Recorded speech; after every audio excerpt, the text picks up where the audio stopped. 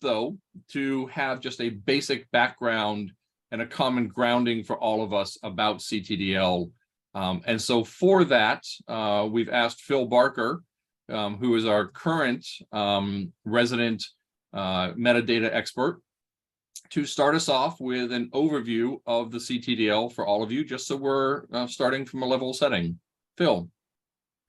Yeah, and I certainly won't be going into much technical detail on this presentation. Some of you, I'm sure, know more about RDF than I could ever possibly tell you, and the rest of you don't need to know too much either. What's important to know is that CTDL, the Credential Transparency Language, is an openly licensed family of vocabularies or terms that allow you to describe credentials and the things that are linked to them. By credentials, we mean, well, qualifications. Some of you will know them as. Specifically, we're talking about educational and occupational credentials. And we're not limited to any particular domain within education and occupation. All levels of education, not just higher education, but formal and informal training, school level, K-12 level qualifications, and also the whole range of occupational credentials, licenses, certifications, and so on. We describe the credential as it is offered, the sort of thing that you would find an educational training organization providing. We don't go into the details of what individuals have earned by way of a credential. There are other standards available for that. For example, the World Wide Web Verifiable Credential standard. We provide our descriptions of credentials in such a way that works very well, seamlessly with those other standards. And that's part of the power of being based on RDF, because we share a common framework for how we do resource descriptions, and that is the World Wide Web's consortium's set of specifications for the resource description framework and for simple knowledge organization systems, RDF and SCOS respectively. So in trying to provide a full description of a credential, it's not enough just to describe the single entity that is the credential. To bring transparency to that description of a credential, you need to describe what lies behind it and, if you like, what comes after it, I suppose. But that involves going into descriptions of lots of other things, and you can think of a sort of a logical progression going backwards from the credential, in that a credential will show or state that somebody has certain knowledge, skills, other attributes, attitudes, habits of mind that are required in order to earn that credential. So you need to be able to describe competencies defined broadly. You also need to be able to describe the assessments. Otherwise, how do you know that somebody has a competency? You describe how the competencies are assessed. If somebody doesn't have those competencies, then they will need to learn them. So we have descriptions of learning opportunities, of programs, of courses. Those are two different types of learning opportunities. And also descriptions of pathways, the educational and vocational pathways that you can take towards earning a credential. And that's sort of going backwards from the credential, how you build up to the credential. The reason most people, I guess, get a credential is more forward-looking. They want to be able to enter a particular occupation. They want to be able to get a job, and the credential shows that they have the skills that are necessary to do the tasks for a particular work role within a job. And so we also describe skills, tasks, work roles, jobs, occupations, all the things that earning a credential can lead on to. And if that wasn't enough, in order to describe those important types of things, what we can call the primary classes, there are some other things that we need to describe, which we've called support classes. And the distinction between primary class and support class is getting a little bit blurred. And of course, as soon as I sit here with 60 other people seeing a slide, I can see inconsistencies on the picture that we have in front of you for what's labeled as a primary class and what's labeled as a support class. So let's not worry too much about the detail, but support classes are the things like the cost profiles, the transfer values, the durations, actions, places, outcome data, all that sort of thing, that about which data needs to be provided in order to give a full description of a credential, but aren't things that you want to describe primarily upfront in their own right. No one's going to go searching using CTDL to search for a place, for example, but we need to be able to describe places in order to show where you can go in order to take a course or a program in order to earn a credential. Describing all of these different types of things doesn't take just the one vocabulary. We've found we've had to divide up what we call CTDL into 3 separate parts. There's CTDL, the core, if you like, of the language, but we also have CTDL ASN, which is a profile of an existing schema used for describing competency data. And we have Q data, or quantitative data, for describing the aggregate outcomes, the things like the typical salary profile of somebody who's earned a credential. If we move on to the next slide, I'll go a little bit more into what we mean by the vocabulary and a little bit more, but not far, into what we mean by RDF, or what RDF allows us to do. The CTDL vocabulary includes 4 main types of term. CTDL is a little bit like a data dictionary, and just as a dictionary has got verbs, nouns, adjectives, and so on, CTDL has got classes, properties, concept schemes, and concepts. Running through these fairly quickly, classes are constructs that represent groups of things that exist, whether they are real or imaginary, whether they are concrete or conceptual, things that actually exist out there in the world. Properties represent the characteristics of the things that are being described and the relationships between different things that are being described. So you can say that, the characteristic of a credential includes its name, whereas there is a relationship between a credential and a learning opportunity that you might take in order to earn that credential. Concept schemes and concepts, the concept schemes are sets of concepts, are what allow us to provide enumerations or controlled vocabularies for providing values for some of the properties that we have. So, we don't want, for example, we don't want some things to be completely open and free text. We want people to select from a controlled vocabulary of terms, and that's what we define concepts for. An actual description that's created in CTDL is created in as sets of statements that will identify 2 things and a property to relate the 2 together.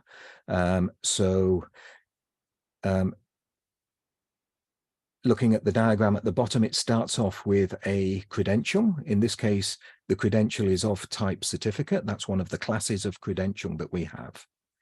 This particular certificate is related to a thing that we call a maintenance process.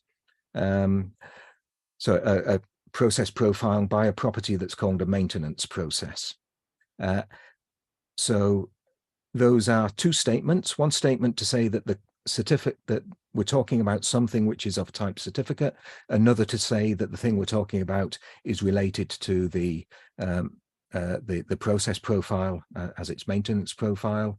And then we move on and we describe the process profile. And we say what type of thing that is, how frequently it happens, and we relate it via an alignment object to a classification. So we can build up quite detailed and rich descriptions just from these simple statements. And that's all you need to know about how RDF works. If we move on to the next slide, some key attributes of CTDL. We have 3 integrated standards that allow for rich descriptions of resources that link education and training to work. Beyond that, we are agnostic as to the particular industry or domain, the level of education, and so on. The data that we produce is linked open data, which is another way of saying that it's RDF, that it uses the resource description framework. I'll say a little bit more about what that means in the next slide, but before we get to that, one of the things that's important to realize about CTDL is that it's not tied to any particular syntax or serialization. We tend to use JSON LD. Other serializations are available. What's important is the abstract model that our descriptions are based on. And the fact that it's independent from serialization helps with the interoperability. It's available under an open license for anybody to use. And we build the language out of use cases. Somebody comes up with us with something that they want to be able to describe.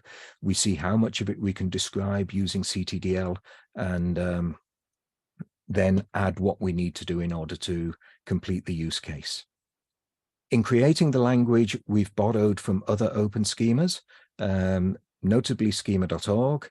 And the aim is to enable comparability, reusability, transparency, not just with people who are using CTDL, but with people who are using these other schemas. So it's relatively straightforward to map from some of the data from CTDL to other schemas, such as schema.org. Sure, there'll be some things that we can express that they can't, and vice versa, but where there's the intersection of the data, you can do the mapping pretty easily. We support multiple languages. We support application profiles that allow you to pick and mix different parts of CTDL and potentially other vocabularies from elsewhere. It's extendable. It's a living language. It grows, and I think Nate will go on to talk about how it grows. And yeah, let's move on to the next slide, which talks a little bit about what CTDL supports, and it divides it into 2 sort of broad areas of uses of the data that's provided using CTDL. The first one is systems integration, where you've got fairly tight requirements to get data from one system to another, even where those systems don't use exactly the same terms. So, for example, what's called a badge in one place might be called an emblem somewhere else. And we can deal with these differences in languages through mapping, but we know what data is going to be we know what data is going to be transferred from system A to system B, because we know what the 2 systems do, even though they might be working in quite different domains. The other world that we live in is the world of linked open data, where we have what's known as open world assumption, where we're providing data for other people to use, even though we don't know the details of what they want to do with that data. We are open, so we allow people access to the data, and they can do things that we haven't thought of. And that's one of the important things about the openness of linked open data. So that's everything that I wanted to say about CTDL. I think I hand over now to Nate, who's going to talk about how we grow the language. Yep. Can you hear me all right? Okay. Yeah, so we've got a few things to cover here. The first one is that we have what we call the CTDL significant updates policy. So we use that to kind of describe, here's how we make changes, here's how we borrow terms, here's how we avoid breaking systems, here's, you know, kind of all the details of the process, if you will, for how we go about making updates to CTDL. And there's a link to the page that describes all of that in full detail there. Kind of along with that, we have what we call our annual plan of work. So that's basically every year we get together, we kind of say, what are the major things we want to tackle this year? What are the sort of areas of development, the stuff we want to cover, the extensions we want to make, however you want to characterize that. Again, a page that describes that in some detail there as well. To accomplish that work, we have what we call task groups. So some updates are small enough that we can just kind of make them internally. We do document everything through our GitHub, but for some of the larger changes, areas that cover newer functionality or areas where we need more subject matter input or areas that would impact our partners, those kinds of things, we'll form what we call a task group. And those will have a sort of targeted objective. They'll have a limited, lifespan of maybe 6 or 7 meetings, those kinds of things. They usually last a few months, and they cover sort of areas of functionality as opposed to individual, classes and properties and things. So we use those to form, say, our work on pathways, or our work on collections or transfer value, things like that. We currently have one that we just kicked off recently for what we call support services. So we have these task groups that form. They help us make these informed changes to CTDL, and then we close them down. So this whole process is how we go about updating CTDL. Next slide, please. And through that process that we've developed over time, we've also developed the schema. So here we have kind of a year-by-year summary of the different updates we've made and the impacts those have had. So you can see initially, whenever we first started out back in 2017, we created CTDL and CTDL ASN. So our schema for describing credentials and credential adjacent things that we went over a bit ago, and then CTDL ASN largely for competencies and concept schemes at the time. And you can see 2018, we added a few things, not a whole lot there. That was a slow year, if you will. Although we did have 5 releases. 2019, we introduced what we call Q data. So that's our schema for describing, it's short for quantitative data. It's used for describing outcomes, statistics, basically all of the things that all the data that results as a result of credentials existing in the world. So, people, here's the jobs people earned with these credentials. Here's how much they earned. Here's where they earned them, those kinds of things. We're looking at some extensions to that as well currently. And then the 2020 through 2022, we can see that there are just more extensions to the schema as we've worked through those task groups following the updates policy we just went over. We've been slowly adding classes and properties as needed to extend our functionality. Next slide, please.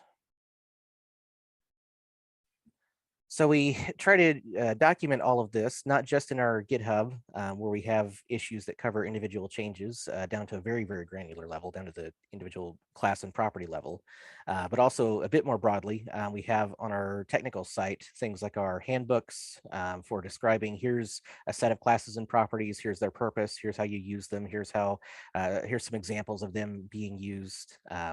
We have guidance for mapping from more of an object-oriented world view down into our RDF worldview for the schemas. We document the history of the schemas through those releases we just looked at. That was actual data pulled from this system. Along with that data, we have notes about why we've made certain changes. We have the policy documentation that we just went over a little bit ago, and of course links out to our GitHub.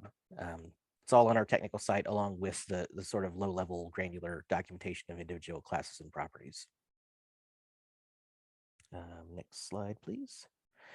So as an example of how to use CTDL, we have the credential registry. And in order to get a look into what is in the credential registry and kind of see a real life set of data, see how this is used in action, we've created what we call the credential finder, which is intended to be an example website, but also a fully functional website.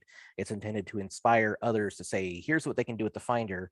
This shows all of the data in the registry. What if we wanted to take kind of a subset of this functionality and we wanted to target it to our audience, to our organization, our customers, that kind of thing. The Credential Finder pulls in data from the registry, all of which is using CTDL. It builds out, a search, detail pages, comparison tools, other features like that. Again, to show using real world data what can be done with CTDL via the registry. Next slide, please. So just kind of summarize CTDL and then what we've gone over here so far. So CTDL, it's a mature standard at this point. We look back at how many years it's been around.